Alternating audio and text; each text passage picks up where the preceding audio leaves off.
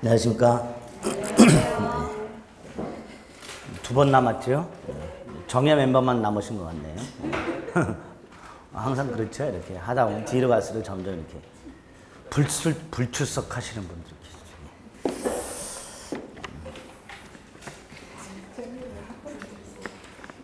계시죠. 저당권 할 차례죠? 네, 저당권. 29페이지.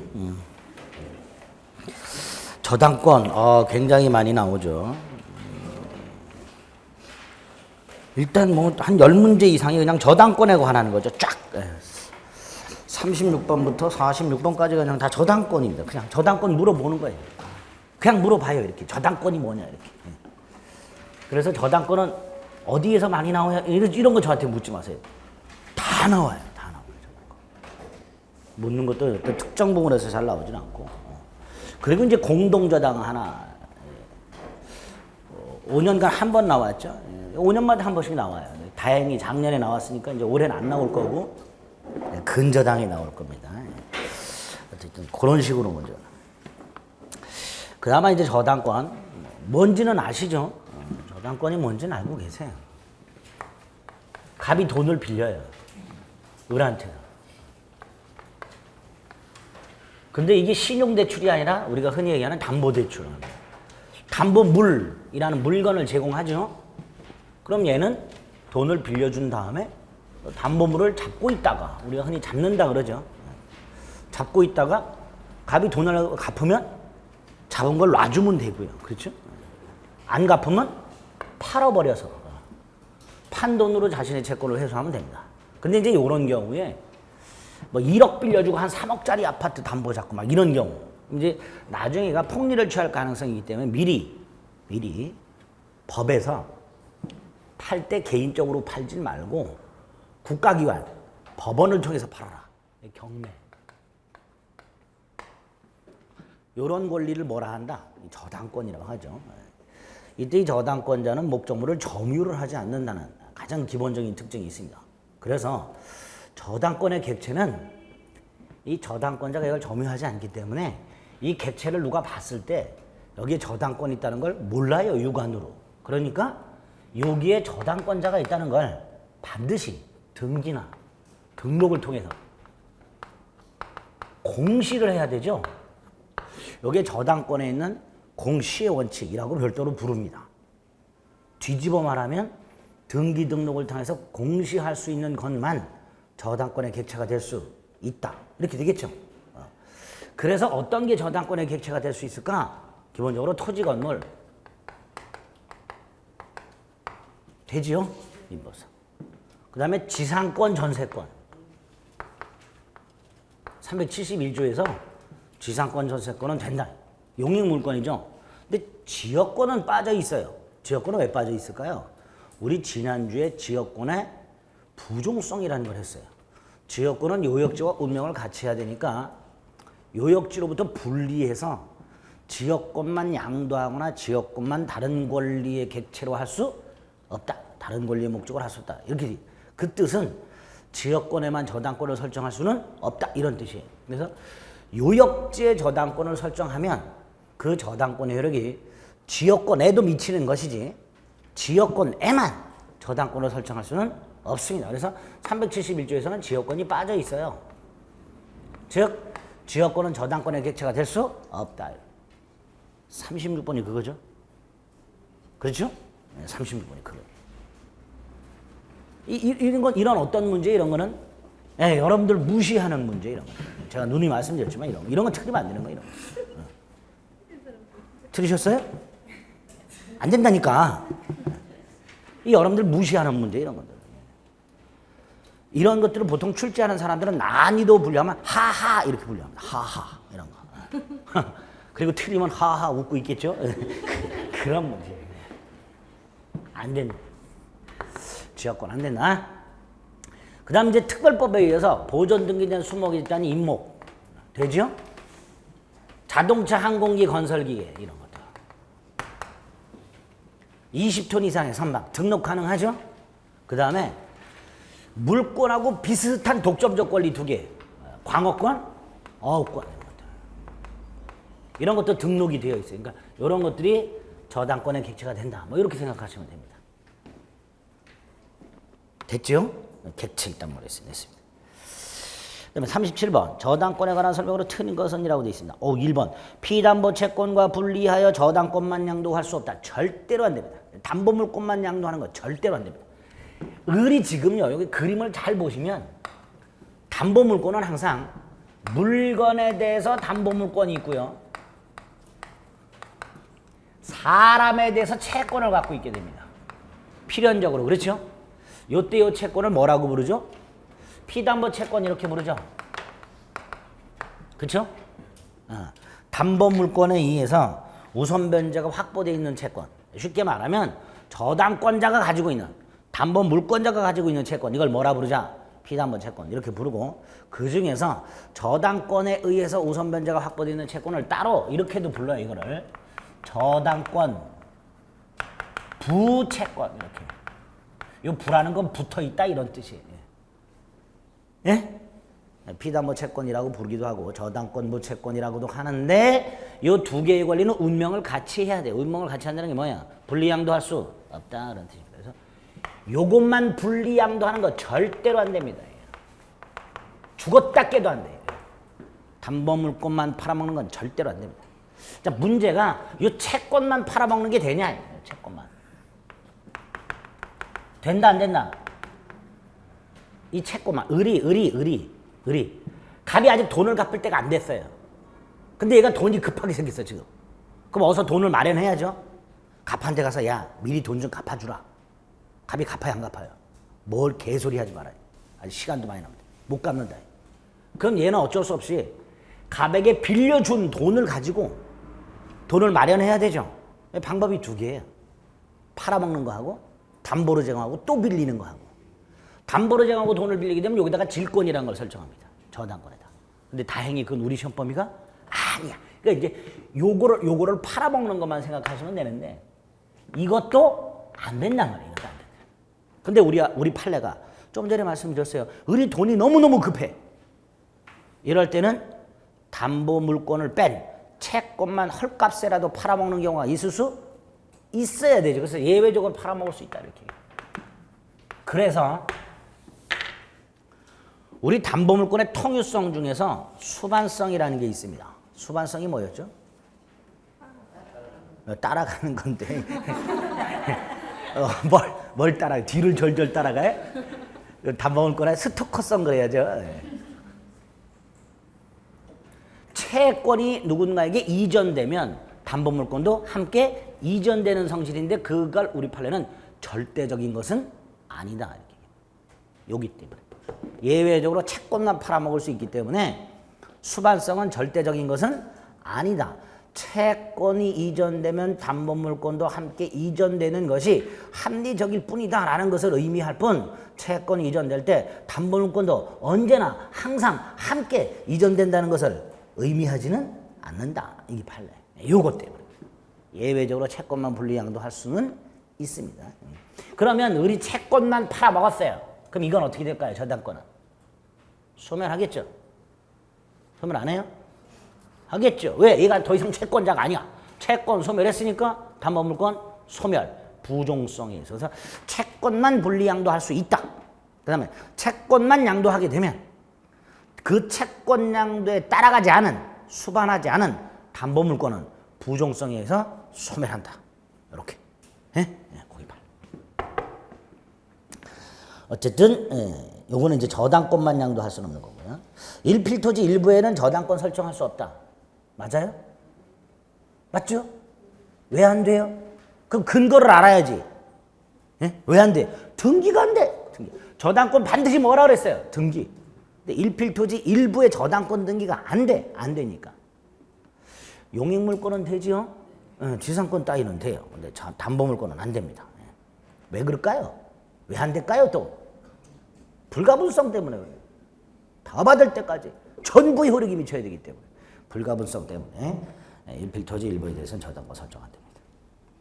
3번 근저당 부동산 소유권을 취득한 제3자.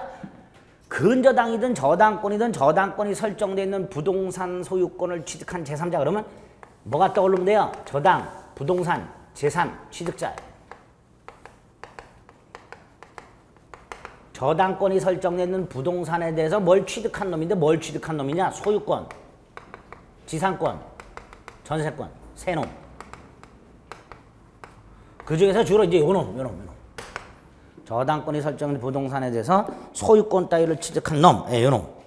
요 놈이 보호되는 게 우리 3페이지에 보면 프린트 저당부동산 제3취득자의 지위라고 해서 저당권이 설정된 부동산을 양수한 사람 또는 지상권이나 전세권을 취득한 사람, 이 사람은 저당권이 실행되면 자신의 권리를 상실하게 되는 이런 문제가 생긴다.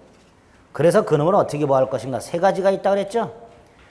자신 물건임에도 불구하고 저당권 실행 경매에서 경락받을 수 있는 경매인이 될 수 있는 지위, 그 다음에 채무자가 아님에도 불구하고 돈을 갚을 수 있는 변제권, 특히 이 변제권에 대해서는 저당권에 있는 360조가 적용. 360조가 뭐예요? 피담보채권의 범위, 저당권자는 원본 이자 위약금 채무 불이행을 이유로 하는 손해배상 저당권 실행비용 요 따위를 우선 변제 받을 수 있는데, 그 중에서 채무 불이행을 이유로 하는 손해배상, 이걸 지연배상이라고 하고, 이건 원본의 이행기를 경고한 후 1년분에 한다 이렇게 되죠. 요것만 갚으면 된다. 요것만. 요놈은. 그리고 채무자 대신 갚았으니까 채무자한테 가가지고 내가 네 대신 돈 갚았으니까 나한테 갚어라고 구상권 행사할 수 있고, 특히 이 변제권은 변제기 이후라면 채무자 의사에 반해서도 변제할 수 있다. 그리고 끝끝내 목적물이 경매돼서 이 제3취득자가 소유권을 상실하게 되면 이 사람은 그 목적물에 지출한 비용을 우선 변제받게 됩니다. 비용 우선 변제. 근데 이 비용은 소유권 취득 이후에 지출한 비용이어야 된다 그랬어요. 그래서 예를 들어서 갑소유 건물이 있고요. 여기에 저당권이 있는 상태에서 의리 증축을 해요. 의리 비용을 부담했어요. 그리고 이 전체를 하나의 건물로 하고 구분 소유하지 않고 하나의 건물로 한 다음에 의리 여기에다가 요 비용 지출한 것만큼 지분을 취득해. 지분. 공유 지분은 단독 소유권처럼 취급한다 그랬죠. 그럼 결국 저당권이 설정되어 있는 부동산에 대해서 소유권을 취득한 자 이렇게 되는 거예요. 그렇죠? 예? 그런데 얘가 돈을 안 갚아서 이게 경매가 됐어요. 이 전체. 그럼 얘는 지분권 상실하게 됐죠. 그렇죠? 이럴 때 얘가 제3취득자의 지위에서 요 비용 요거를 요 경매 대가에서 우선 변제 받을 수 있을까의 문제가 생겼어요. 받을 수 있다 없다? 예? 없다. 예. 왜? 지분권이라는 소유권을 취득하기 전에 지출한 비용이다. 비용 상환 우선 변제 받으려면 소유권 따위를 취득한 후에 지출한 비용, 요것만을 말하게 됩니다. 이거는 우선 변제 받을 수 있다. 이런 것들 기억해 주시면 되겠습니다. 됐지요? 자, 그럼 돌아갑니다. 근저당 부동산 소유권을 취득한 제3자는 채무를 변제하고 소멸을 청구할 수 있다. 맞죠? 이때 근저당권은 특히 조심하실 게 뭐예요? 최고액하고 확정된 채권액을 비교했을 때 확정된 채권액이 최고액을 초과할 때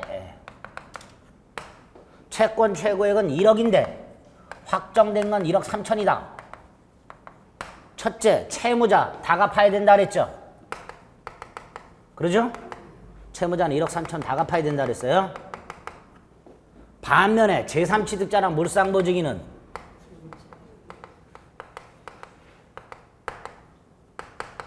뭐까지만 최고액까지만 변제하면 된다 그랬죠? 마지막으로 목적물이 경매됐을 때 우선 변제 어디까지? 최고액까지만 우선 변제 받을 수 있다고 그랬어요. 그래서 이 최고의 뜻 이것도 시험 지문에 잘 나오죠. 근저당권에서 말하는 채권 최고액은 채무자가 갚아야 할 책임의 한도를 의미하는 게 아니라 우선 변제 한도를 의미한다. 이렇게 얘기하죠. 딱 머릿속에 넣으셔야 돼요. 그러니까 최고액 범위 내에서 갚고 근저당 소멸을 청구할 수 있게 됩니다. 4번 물상대위. 갑소유 땅이 있어요. 을이 저당권을 갖고 있다. 그런데 수용이 됐다.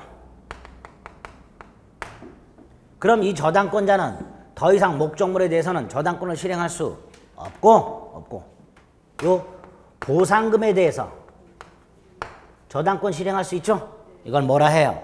물상대위라 하죠. 어디 있을 텐데. 없나? 있다. 2페이지. 예. 근데 이 물상대위는 우리 시험 범위가 아닌 질권의 342조에서 규정을 두고 있고요. 그걸 저당권 370조에서 준용을 하고 있어요. 시험 지문에 이렇게 나온 적이 있습니다. 물상대위는 명문 규정이 있는 저당권에 한해 인정된다. OX. X죠? 뭐 이렇게 고민들을 하세요? 명문 규정은 질권에 있고 준용 규정이 저당권에 있고 그러니까 질권과 저당권이 인정되는 건데 시험 지문에 명문 규정 있는 저당권에 한해 인정된다는 게 X죠 당연히. 아 이런 것도 제가 여쭤보면 저 자식이 또 뭐 야로가 있는 거 아니야? 대답을 안 하세요 또 이거. 확실한 건 대답하셔도 되는데. 예. 어쨌든 그 물상대위 그렇게 돼 있습니다. 근데 이제 요게 갑한테 지급이 되어 버리면 갑의 일반 재산과 섞이기 때문에 어떤 게 보상금인지 구별이 안 돼요. 특정이 안 돼요. 그러니까 요걸 지급하기 전에 인도하기 전에 지급하지 못하도록 뭐 해야 돼요? 압류. 그리고 얘가 법원에다가 이걸 내가 받게 해주세요 라고 신청을 해서 법원이 그래라 라고 명령을 합니다. 이걸 뭐라 하죠? 추심 또는 전부명령을 해요. 이렇게. 여기 물상대위 하는 방법이에요. 지급 또는 인도 전에 압류 또는 압류하여 추심 또는 전부명령. 그래서 을이 직접 가서 받아내는 거예요. 이게 물상대위 하는 방법입니다. 다만 요 압류는 꼭 저당권자가 할 필요가 있다 없다. 꼭 저당권자가 할 필요는 없다. 이렇게 얘기합니다. 압류. 그게 이제 첫 번째 거고요. 그 다음에 2번. 요게 압류가 되기 전에 갑의 다른 채권자가 이걸 가져갔어요. 다른 채권자가 먼저. 요 보상금에 대한 채권을 얘보다도 요 저당권자보다도 먼저 다른 채권자가 추심명령을 통해서 가져가 버렸어요.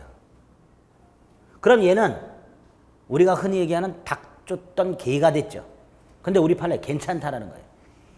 이게 설령 타인에게 이 권리가 넘어갔다 하더라도 이 돈이 직접 그 타인에게 지급되기 전이라면 여전히 뭐 할 수 있다? 물상대위 할 수 있다. 그게 2번이죠. 압류 전에 보상금 채권이 타인에게 넘어간 경우라 하더라도 그게 직접 지급되기 전에는 여전히 추급이 가능하다. 쫓아가서 받아낼 수 있다. 그래서 결론. 갑수요 땅에 을이 저당권이 떡하니 설정이 되어 있는 상태에서 수용이 되었을 때 얘가 가만히 있어가지고는 아무것도 못해요. 가만히 있으면 안 돼요. 단순히 수용 대상 목적물의 담보권이 등기된 것만으로는 우선 변제받을 수가 없고 적극적으로 물상대위권을 행사해야 돼. 그 하는 방법이 압류 및 추심 또는 전부명령이 하나 있고 또 하나가 얘가 만약에 돈이 아니고 플러스 대토 같은 걸 받아. 이런 경우도 있죠. 근데 요게 만약에 경매가 돼. 그럼 쫓아가서 나도 배당해 주시오 라고 뭐 해야 돼요? 배당 요구를 해야 돼요. 적극적으로. 그리고 이 배당 요구는 언제까지 해야 돼요? 배당 요구 종기까지. 그래서 정리. 물상대위하는 방법. 물상대위권이라는 권리를 행사하는 방법. 압류 및 추심 또는 전부명령. 아니면 배당 요구. 언제까지? 지급 또는 인도 전. 아니면 배당 요구 종기까지. 이렇게 적극적으로 해야 돼요. 그런데 좀 전에 말씀드린 대로 얘가 가만히 있었어. 가만히. 그래서 이걸 누가 받아갔어. 더 이상 물상대위권을 행사할 수가 없다. 없는데 이 받아간 놈을 나눠요. 우리 판례가. 다른 채권자. 채무자 또는 재산 취득자. 이런 애들. 나눠가지고 만약에 보상금을 얘가 물상대위 하기 전에 다른 채권자가 가졌다면 그걸로 끝이에요. 얘는 얘네들한테 부당이득 반환 청구할 수 없어요. 그런데 얘네들이 가져갔다. 이때는 부당이득 반환 청구할 수 있다. 이렇게 됩니다. 예?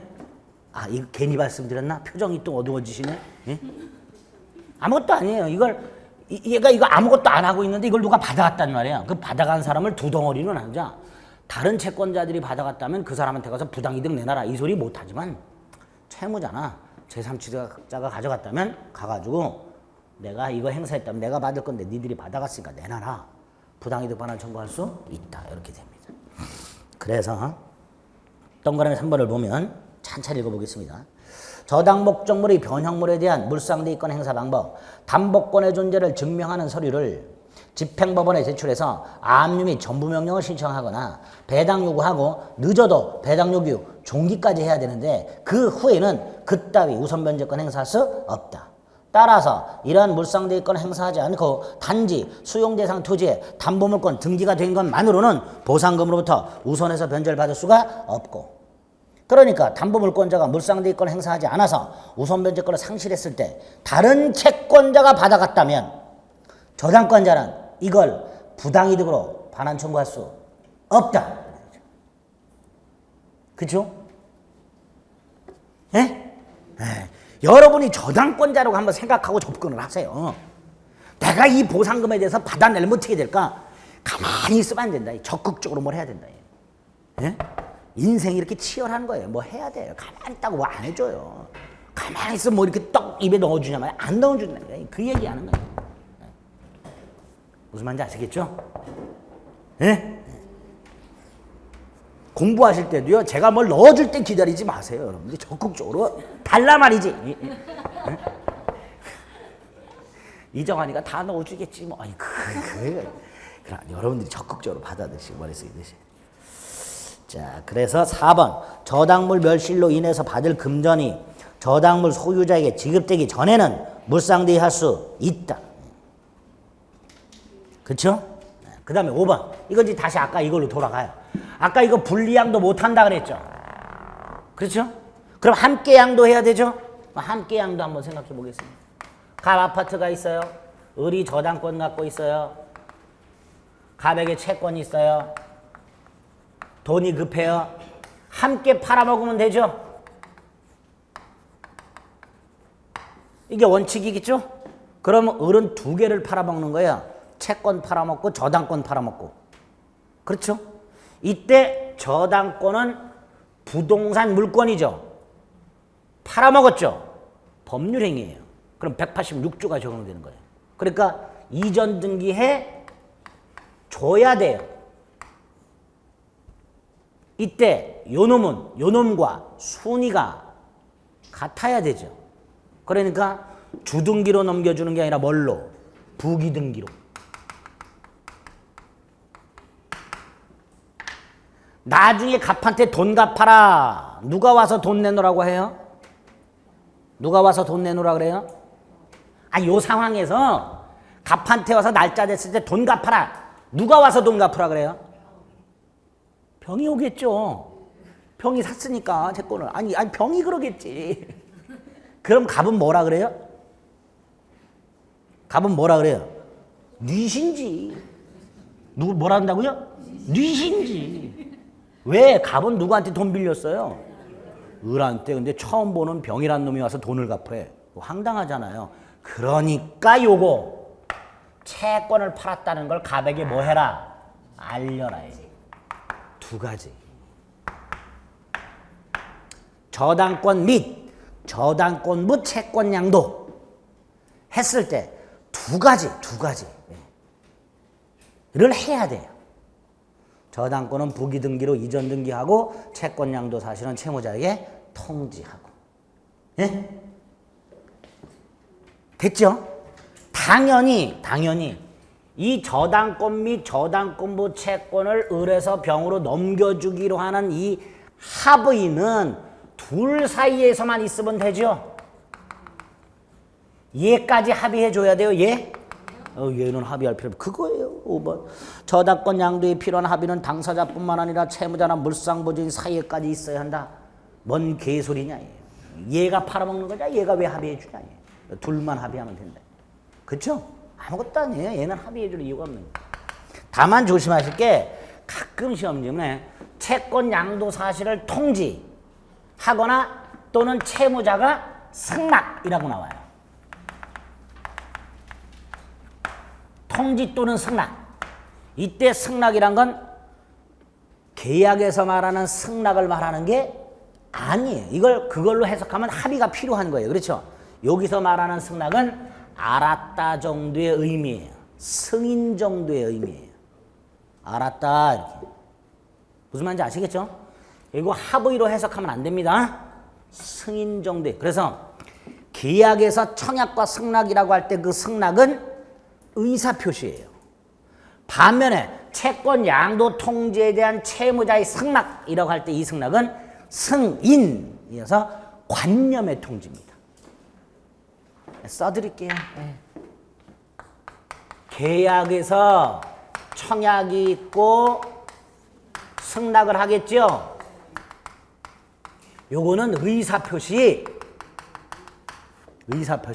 반면에 을이 병에게 채권을 팔아먹고 그 사실을 갑에게 통지하면 갑이 알았다라고 하겠죠. 이건 승인의 의미.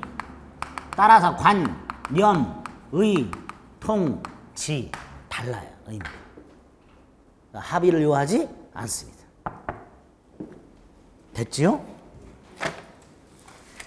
하나 봐주시는 거예요. 이렇게. 38번 저당권에 관한 설명으로 옳은 것은 1. 저당권 설정 전에 지상권이 설정된 토지가 그 저당권 실행으로 매각됐을 때 지상권은 소멸한다. 다른 권리와의 관계 우리 어때요? 성립선우죠. 부동산 물권은 등기선우죠. 지금 요거 저당권이 먼저 등기돼 있어요? 지상권이 먼저 등기돼 있어요? 지상권이. 그러니까 지상권은 소멸하지 않는다라고 해야죠. 이거 당연한 거고요. 2번. 갑소유 아파트에 저당권자 을이 있고요. 채권을 갖고 있었는데 갑이 돈을 갚았어요. 변제. 그럼 채권은 소멸하지요. 소멸하면 저당권은 소멸하지요. 근데 말소 등기가 안 돼 있어요. 그럼 얘는 여전히 저당권자로 등기가 돼 있죠. 그 등기 무효죠. 그런데 을의 채권자가 이걸 보더니 을이 갑에게 받을 돈이 있나 보다. 네? 그래서 법원에다가 요거 및 요거를 압류하고 전부 명령을 신청을 했어요. 근데 법원 등기부에 을이 저당권자로 되어 있으니까 을이 저당권이 있나 보다. 법원도 착각하고 이걸 했어요. 그래서 채권은 을에게 이전되고 을의 채권자에게 이전되고 요거는 요 놈 이름으로 뭐 해라? 부기등기. 요거하고 구조가 똑같은 거예요 지금. 그렇죠? 을의 저당권 및 채권이 을의 채권자에게 넘어갔어요. 갑한테 가서 돈 내놔 그러겠죠? 갑은 뭐라 그럴까요? 뉘신지. 당연히 그럴 거고요. 또 나는 이미 을에게 돈을 다 갚았다. 그럼 얘는 저당권. 왜? 등기엔 공신력이 인정 안 되고. 그럼 법원에 대해서도 마찬가지란 말이죠. 보겠습니다. 2번. 저당권의 피담보 채권 소멸 후에 그 말소 등기 전에 채권 전부 명령을 받아 저당권 이전 등기를 격려했다 하더라도 저당권을 취득할 수 없다. 이렇게 되겠죠. 네? 저당권을 취득할 수 없다. 3번 공동저당 목적인 여러 부동산 중 일부 부동산 매각대금을 먼저 배당할 때라고 되어 있습니다. 자, 공동저당 보세요.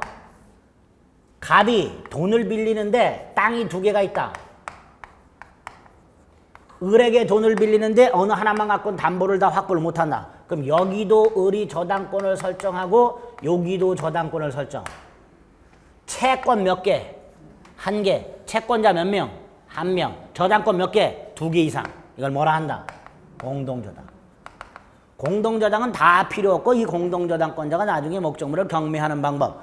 동시에 경매 넣어서 동시에 배당받는 방법이 있고 따로따로 경매 넣어서 따로따로 배당받는 방법이 있고 이걸 동시배당, 이시배당 그러는데 동시배당할 때는 자신의 채권을 나눠서 배당하면 되고 이시배당할 때는 먼저 경매되는 거로부터 전부를 베껴나가는 거예요. 이시배당이죠. 이 3번이죠. 먼저 뭐를 매각해서 배당할 때 공동저당권자는 전부를 받을 수 있다 없다? 있다. 그 20이다. 4번은 보세요. 갑이라는 자가 아파트를 지었어요. 여기 신축한 놈이에요. 얘는 아파트에 대한 구분 소유권을 원시 취득하겠죠. 그 상태에서 이걸 분양을 했어요. 이때 을은 요 전유 부분에 대한 구분 소유권만 분양받은 게 아니죠. 대지권도 분양을 받은 거예요. 이럴 때 우리 판례 얘가 구분 소유권을 취득하면 대지에 관한 대지 사용권을 등기하지 않아도 대지 사용권을 취득한다. 우리 판례. 구분 소유권과 대지 사용권은 운명을 같이 해야 되기 때문에 그래서 4번 전유 부분만을 경락받아 매각 대금을 다 냈다면 그 사람은 모두 취득한다. 대지 사용권도 취득한다. 5번은 저당권이 아까 특히 토지와 건물에 설정되어 있을 때 그 저당권이라는 건 토지 건물에만 미치는 게 아니라 그 토지 건물의 부합물 종물에도 미치죠. 이때 부합물 종물은 저당권 설정 전 부합물 종물이든 저당권 설정 후 부합물 종물이든 묻지 않습니다. 그렇죠? 이때 그 저당권 효력이 부합물 또는 종물에도 미친다 라는 규정은 임의 규정이죠. 꼭 지키지 않아도 되는 규정입니다. 지키지 않아도 된다.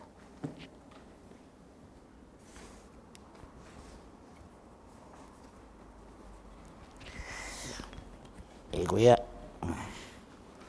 39번 1. 저당권이 설정된 토지 소유자가 그 위에 건물을 신축한 경우 저당권자는 교환가치 실현이 방해될 염려가 있으면 공사 중지를 청구할 수 있다. 자, 저당권 물권이죠. 침해되면 물권적 청권 인정되죠. 그때 저당권은 반환 청권은 인정이 안 되고 방해 제거하고 방해 예방 청구권만. 그러니까 교환가치 실현이 방해당할 염려가 있다. 그럼 저당권자는 방해 예방, 즉 공사 중지를 청구할 수 있다. 이렇게 되겠죠. 방해 예방 청구권을 말합니다. 2번 저당권이 설정된 토지 소유자가 그 위에 건물을 신축. 갑소유 땅에 저당권이 먼저 설정이 되고 그 다음에 갑이 건물을 신축하여 갑이 소유권을 취득했다. 이때 토지 저당권의 효력 건물에 미친다 안 미친다? 토지 저당권의 효력 건물에 미친다 안 미친다? 안 미치죠. 그래서 얘는 토지 저당권만 실행하고 건물은 어떻게 돼요? 철거. 건물 어떻게 된다고요? 철거. 왜? 법정상권 인정이 안 돼요. 그래서 마련된 게 일괄경매죠. 그래서 마련된 게 일괄경매. 그러니까 저당권 설정된 토지 소유자가 그 위에 건물을 신축해서 보존득기를 격려했다 하더라도 저당권의 효력은 건물에는 미치지 않습니다. 우선 면적 효력은. 그래서 이 경우에 얘는 365조가 적용이 되겠죠. 요 그림 365조가 일괄경매권이에요. 2페이지 일괄경매권. 딱 이 지문이에요. 토지의 저당권을 설정한 후 설정자가 토지의 건물을 건축. 토지 저당권자는 토지만 경매할 수도 있고 토지 건물을 일괄 경매할 수 있다. 토지만 경매할 수도 있고 토지 건물을 일괄 경매할 수도 있다. 즉 일괄 경매권은 의무가 아니다. 그렇죠? 그 결과 일괄 경매했을 때 이놈은 토지 경매 대가에서는 우선 변제 받을 수 있지만 건물 경매 대가에서는 우선 변제 받을 수 없다. 저당권 효력이 건물에는 우선 변제 효력이 미치지 않는다. 이렇게 되겠죠. 않는다. 그렇죠? 네.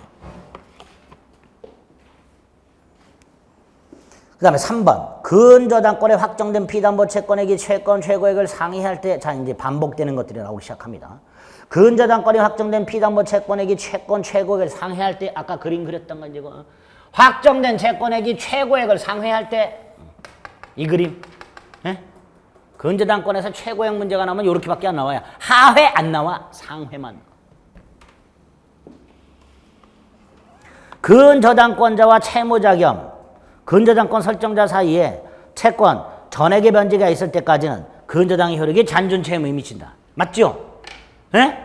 근저당권자와 채무자 겸 설정자 요놈은 최고액까지만 갚아요? 다 갚아야 돼요? 다 갚아야 되죠. 그러니까 채권 전액을 갚을 때까지 근저당권의 효력이 그대로 존속한다. 이렇게 되겠죠. 그렇죠? 그래 안 그래요? 네. 그 다음에 4번 기본계약인 당자 대월계약에서 발생한 채무. 수험생들이 여기서 딱 멈췄어요. 이거 볼 때. 왜 멈췄을까요? 당자 대월계약이 뭐요? 그리고 하염없이 시험장에서 고민을 시작합니다. 당자 대월계약이 뭐야? 그걸 왜 고민을 해요? 네? 그걸 왜 고민을 하는지 모르겠어요. 모르면 넘어가야죠. 그냥 기본계약에서 발생한 채무를 담보하기 위한 근저당권이라고 되어 있죠.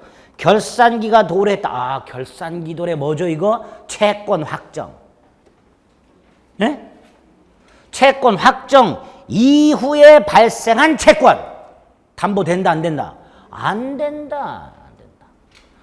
근저당권에서 확정 이후에 발생하는 원본 채권은 더 이상 근저당권에서 담보되지 않는다. 그거 물어보는 건데 왜 당자 대월 계약 및 엄상의 채권에 필이 꽂혀가지고 그걸 쳐다보고서 하염없이 만들게. 그러지 마세요. 그렇게 이런 거는 우리가 모르는 내용 나오면은 이거는 빼버리고 이렇게 압축해서 기본계약에서 발생한 채무를 담보하기 위한 근저당권은 다만 여기서 결산기가 도래했다라는 말을 딱 보는 순간 뭐는 생각이 나야 돼요? 채권이 확정됐구나. 그건 떠올라야지. 그리고 채권 확정 후에 발생한 채권은 더 이상 담보되지 않는다. 그거 알고 계시면 되는 거죠. 5번. 아까 38번은 1번하고 똑같죠? 저당권 설정 전에 지상권을 취득한 자는 저당권 실행으로 영향을 받지 않는다. 38번의 1번과 똑같은 지문이에요. 됐죠? 40번의 1번. 이건 뭐죠? 저당권자가 기한이익, 채무자가 기한이익 상실하는 경우가 있죠? 388조. 저당권 침해에서 나오는데 388조 중에서 1호는 제가 꼭 기억하시라 그랬어요. 수업할 때. 기억나세요? 거기 없어요. 없으니까. 388조 1호 있나? 있구나. 썩네. 4페이지. 제가 이 프린트를 해놓고도 기억이 안 나. 여러분이나 저나 그쵸? 조문해요? 그 조문 모르겠는데 그 조문집은 제게 아니어서 잘 모르겠는데. 예? 교과서 조문집은 전 한 번도 본 적이 없어요. 있겠죠, 388조에. 없으면은 우리 시험 범위가 아니어서 뺐을 거예요, 아마. 프린트 4페이지? 프린트 4페이지. 조문집 자체에 없고 아마 기본서 내용에 들어있을 거예요. 그것도 저당권에 없고 저기 기한이익 상실가에 있어요. 네, 기한이익 상실가에. 조문은 388조인데 기한에 나옵니다. 388조 1항은 뭐예요? 채무자가 담보를 손상, 감소 또는 멸실하게 한 때 채무자는 기한이익을 상실한다. 조문 그대로죠. 그렇죠? 기한이익에서 제가 외우시자 그랬었어요. 그 다음에 2번 저당권의 효력은 저당권 설정 전에 부합된 물건 효력 미치죠. 부합물 종물에도 효력이 미친다. 그 부합물 종물은 저당권 설정 전 부합물 종물이든 설정 후 부합물 종물이든 묻지 않는다. 2번 틀렸네요. 공유지분 저당권의 목적이 되죠. 단독 소유권이 되니까. 예? 공유지분에 대해서는 지분 처분의 자유가 있다. 지분 처분이란 지분을 양도하거나 저당권 설정하는 거다. 그래서 공유지분도 저당권의 목적을 할 수 있습니다. 4번은 저당부동산에 대해서 전세권을 취득한 사람 아까 나왔어요. 제3취득자. 예?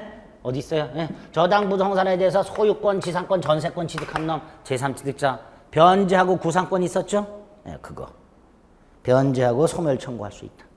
5번 전유 부분에 설정된 저당권의 효력은 어디에도 미친다? 대지 사용권에도 미친다. 자, 이제 반복되는 것들이 쭉 나오는 거예요. 41번 저당권 설정자가 저당권 설정 후 건물을 축조하였으나 경매 당시 제3자가 건물을 소유한대. 아까 일괄경매 여기 보세요. 저당권이 설정이 되고 갑이 건물을 지었다. 그래야 일괄경매가 인정되죠. 다만 제3자가 지었다 하더라도 갑에게 소유권이 기속됐다. 역시 일괄경매 할 수 있다. 반면에 갑이 건물을 축조한 상태에서 제3자에게 넘어갔다. 이때는 안 된다. 갑이 직접 축조한 경우 제3자가 축조했지만 갑에게 소유권이 귀속된 경우 두 가지는 일괄경매가 가능하지만 갑이 축조한 상태에서 제3자에게 넘어졌다. 이때는 일괄경매 할 수 없다. 41번 1번 틀렸지요. 2번 아이고야.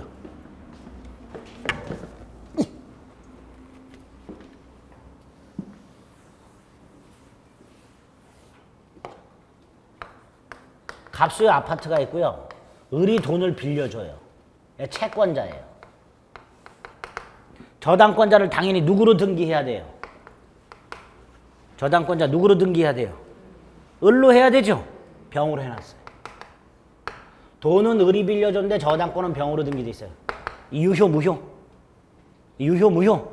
무효. 채권자와 저당권자가 같아야 되잖아요. 그냥 그래. 그런데 예외가 있어요. 얘가 법인 대표 개인. 대표인데 개인으로. 원래 법인이 돈을 빌려주면요. 우리 은행 같은 거 돈 빌려주면 저당권자가 무슨 은행 무슨 지점 이렇게 돼 있죠. 그 법인이 등기가 돼요. 그런데 법인이 돈을 빌려줬는데 저당권자가 그 법인으로 안 돼 있고 법인 대표 개인. 법인으로 등기되고 법인 등록번호가 돼 있고 법인 주된 사무소가 등기가 돼야 되는데 법인 대표 개인과 법인 개인 주민등록번호하고 대표 개인 주민등록번호하고 개인 주소지가 딱 등기가 돼 있어. 천천히 할게요. 메르스 때문인가 제가 약간 갔어요. 약간 메르스. 에잇. 일요일 날 제가 어디 가느라고 전철을 딱 탔는데 마스크를 쓰고 있었거든요. 근데 갑자기 사례가 들려가지고 기침을 팍 했어요. 홍해가 바다가 갈라지듯이 진짜 처음 봤어요 진짜. 진짜 수험생들이 사람들이 쫙 심지어 다른 칸으로 옮겨가는 분도 있어요. 제 주위가 텅. 네, 진짜 만화에 나오듯이 기침 한번 딱 했더니 이야. 그래서 오늘 올 때도 한번 써먹을까 하다가 널널해서 안 써먹었어요. 사람 좀 많았으면 써먹었을 거예요. 그리고 편안하게 앉아서 계속 기침하면 아무도 옆에 안 앉아요. 그렇죠? 편하게 앉아서 올 텐데 오늘 올 때 보니까 널널하더라고요. 그래서 안 써먹었네. 이따 갈 때 혹시 자리 없으면 한번 써먹어야 돼요. 앞에 서가지고 콱 하면 돼요. 기침하면 팍. 그럼 얼른 일어날 거예요. 그렇지?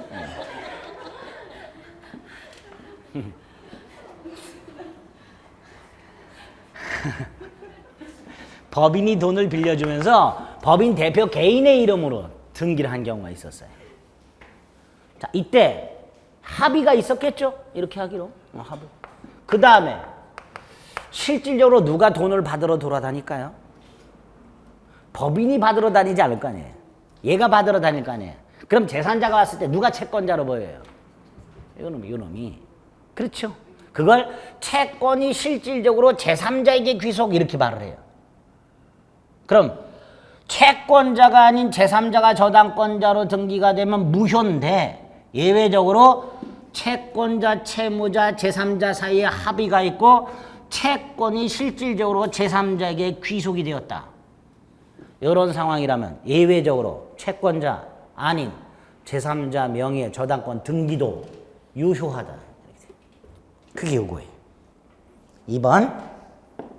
예? 딱 요렇게밖에 말을 안 해요. 그러니까 요거는 그냥 외우세요.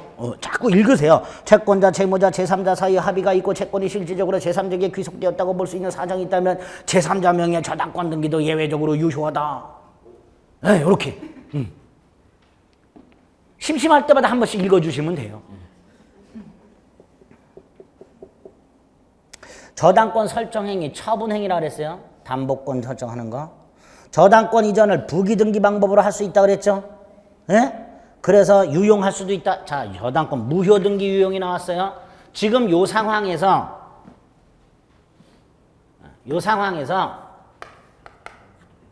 돈을 갚았어. 그러면 말소해야 되죠. 말소하지 않고 있다가 다시 을이 돈을 빌려줘. 유용할 수 있다 그랬죠. 또는 병이 돈을 빌려줘.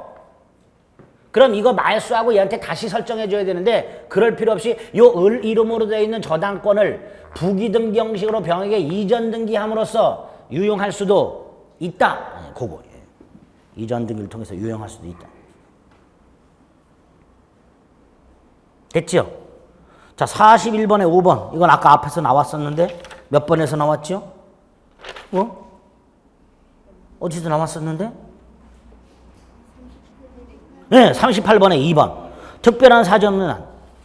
저당권의 피담보 채권 소멸 후에 말소 등기 전에 피담보 채권의 전부 명령을 받아 저당권 이전 등기를 했다 하더라도 저당권의 효력이 없다. 그렇죠? 이렇게 반복돼요. 42번. 장래 특정 채권, 저당권 피담보 채권 될 수 있다. 장래 불특정 채권도 되는데 근저당권이라고. 그렇죠? 2번. 물상대이권 행사를 위한 압류는 저당권자에 의해서만 가능하다. 아까 압류 제3자가 해도 상관없다. 그랬죠? 3번. 제3칙자는 돈 갚고 저당권 소멸 청구할 수 있다. 있죠? 예? 다 나오는 거예요. 4번. 건물 증축 비용을 투자한 자가 그 대가로 공유지분을 격려받은 경우 저당권이 실행되더라도 그 돈에서 우선 상환을 받을 수 없다. 없다. 이거 아까 말씀드렸죠? 아까 요 그림 기억나세요? 그것만 딱 지웠네, 하필이면. 예? 여기 있는 거, 여기만 딱 지웠네. 하필이면. 그거. 증축 비용 대가로 지분을 넘겨받았는데 저당권이 실행됐다. 경매 대가, 매매 대금에서 자신의 증축 비용을 우선 변제 받을 수 없다. 5번. 저당권이 설정된 나대지에 건물이 축조. 토지 건물 일괄 경매, 건물 경매 대가에서는 우선 변제 받을 수 없다. 그쵸? 이제 반복돼서 나오기 시작합니다. 43번. 갑은 X 건물의 1번 저당권, 을이 전세권. 자, 저당권이 있고 전세권.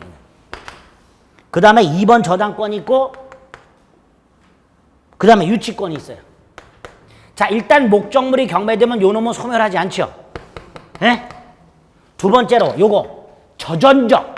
순서가 저전적. 지난주에 기억나세요? 두 가지가 있다 그랬어요. 전세권과 저당권은 목적물에 설정되는데 두 가지 경우에서 전저저가 있고 저전저가 있다 그랬어요. 그렇죠? 지금 이건 뭐예요? 저전저. 이건 어땠죠? 전부 소멸 손익배당 그랬어요. 아유, 43번 왔어. 네? 유치권 소멸하지 않는다 찾아내고 나머진 전부 소멸하고 손익배당한다. 그거 찾으면 돼요. 3번밖에 없어요. 그렇죠? 아니 뭐 이해하려고 하지 마요. 순서만 저전저 전부 소멸 뭘 빼고 유치권 빼고 그거 찾아내면 돼요. 답은 3번. 네? 네, 3번 옳은 거. 그거밖에 없어요.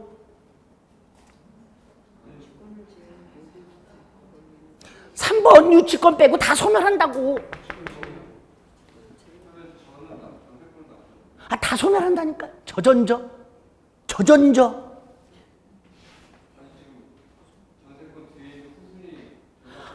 이게 말소기준 권리라니까.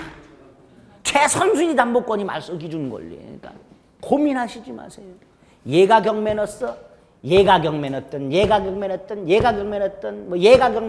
아니면 그냥 일반 채권자가 강제 경매 넣었든 누가 경매 넣었든 상관없습니다. 요게 말소기준 거예요.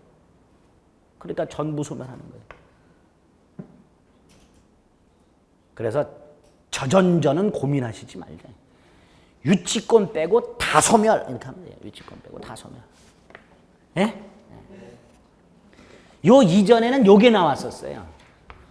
요게 나왔었고 얘가 경매 넣었다고 나왔었어요. 그럼 전세권은 소멸하지 않는다. 단 배당을 요구하면 소멸한다. 이게 나올 거예요. 그렇죠? 그래서 전저자하고 저전저만.